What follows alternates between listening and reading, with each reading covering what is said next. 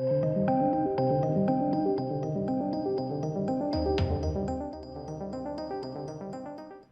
ladies and gents, gonna be some real angry people with this video. Rolling Stone has released this. Exclusive fake accounts fueled the Snyder Cut online army.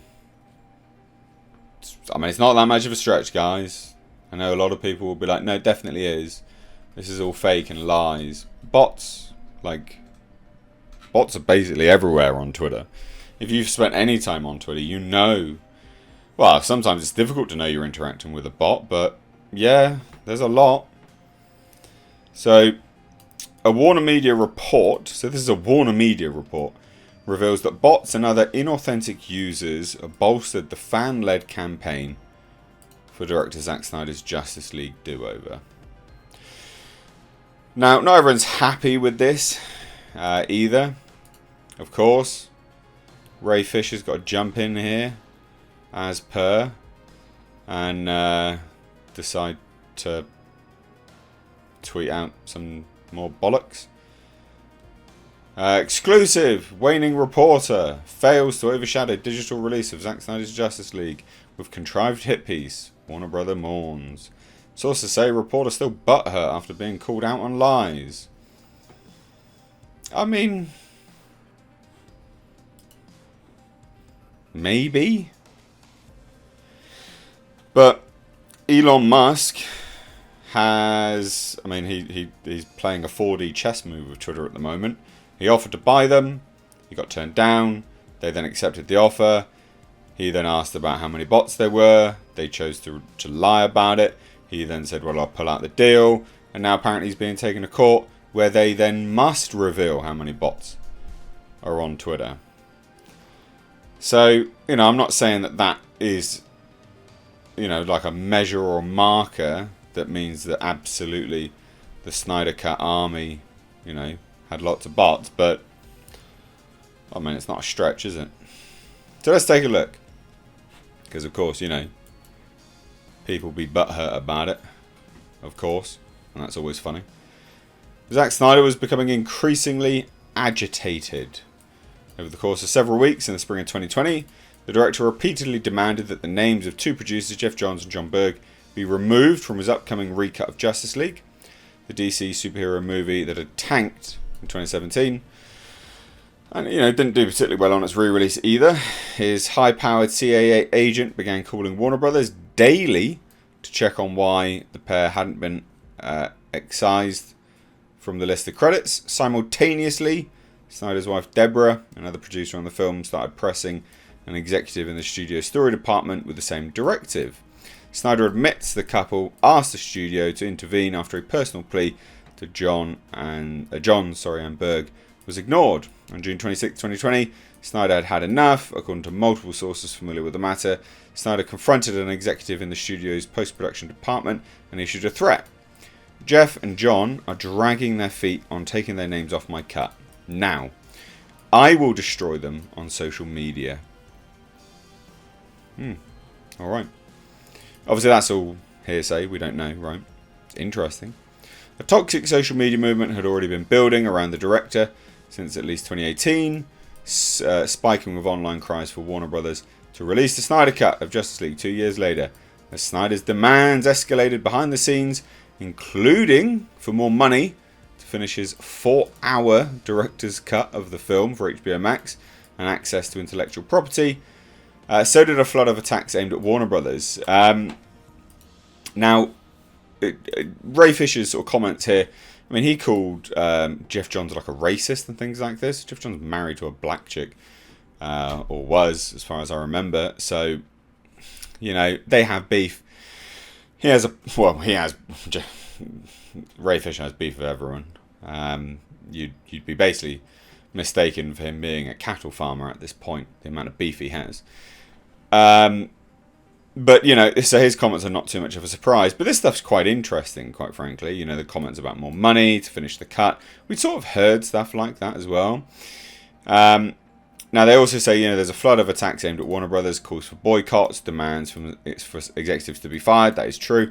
even death threats against them. And that's true, like, we have seen stuff like that. And there was also, like, some weird activity from this sort of Snyder Cut movement to attack Godzilla vs. Kong as well, because Warner Brothers chose to release them close to one another. That was weird. It was very odd. Fans went after anyone, or anything deemed a danger to the so-called Snyderverse, including directors like Adam Wingard, again, whose Godzilla vs. Kong launched on HBO Max, and that was so strange. A weird one. Movies like Wonder Woman 1984, on which Johns was a writer. I mean, that film wasn't particularly good anyway, but whatever. But here we have the interesting stuff. As the mayhem built, many insiders questioned how organic the Snyderverse Legion really was. According to 2 reports commissioned by Warner Media and recently obtained by Rolling Stone, at least 13% of the accounts that took part in the conversation about the Snyder Cut were deemed fake. At least 13% of the accounts were fake. Well above the 3 to 5% that cyber experts say they typically see on any trending topic. In public filings, Twitter has estimated that the percentage of daily active accounts on its platform that are false or spam is less than 5%. That is total bollocks. Which will be hilarious when that gets revealed in court. So while Snyder had scores of authentic flesh and blood fans, those real stands were amplified by a disproportionate number of bogus accounts. I mean, it is, like 13% is quite high. And, Ray Fisher's comments here are a bit surprising because they're not being terrible with this. They're kind of just stating, facts and then stating what a report says. So again, Ray Fisher, the brand new cattle farmer, with the amount of beef he has. Now this article continues with some other interesting elements. Rolling Stone spoke with more than 20 people involved with both the original Justice League and Snyder Cuts, most of whom believe that the director was working to manipulate the ongoing campaign. I mean, he was. Like, you could see that, his comments coming through Vero and things. I would say that that's... how do you deny that he wasn't... how do you deny that he wasn't manipulating the campaign? It was a strange outlook to have. But Snyder claims that if anyone was pulling strings on the social media fervor, it was Warner Brothers trying to leverage my fan base to bolster subscribers to their new streaming service. But one source maintains Zack was like a Lex Luthor Wreaking Havoc. I mean, yeah, Warner Brothers allowed you to make the film and they chose to release it on HBO Max. What's wrong with that? Of course they... I mean, it's their property. Of course they were going to leverage it. They own it, Zack. It's not your film. Weird, isn't it? That's weird. And they're fans of the film, How strange. What a weird comment to sort of make. Anyway. So, yeah, and then there's some other elements here about...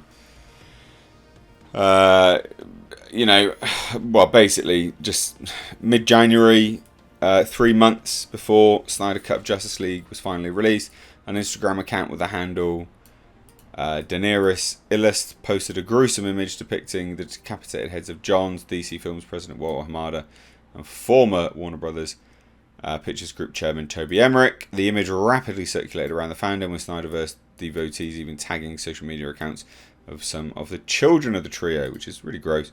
It was alarming posts like these that prompted Warner Media, concerned about the safety of its employees, to take the unusual step of quietly commissioning a series of reports from a third-party cybersecurity firm to analyse the trolling, which is, interesting that that was the reason behind it. But I guess, and here's the statement.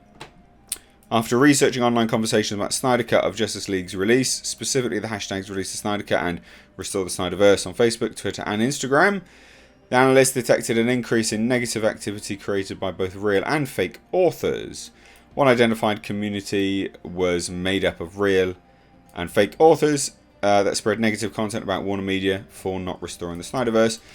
Additionally, 3 main leaders were identified within the authors, scanned on Twitter, Facebook and Instagram. Interesting. 1 leader on each platform, and these leaders received the highest amount of engagement and have many followers which gives them the ability to influence public opinion. I don't know whether that really matters that much. But I mean, if that then spiraled into like bots and stuff, maybe it's a point worth talking about. But there you have it. There's not an awful lot else that's interesting about this, to be fair. It just seems that loads of fake accounts were being used, to be fair, more than anything. Like, this is a long article, by the way. You know, like, it just keeps going and going and going. It's a very long article, but it's not, there's not that much interesting else behind it.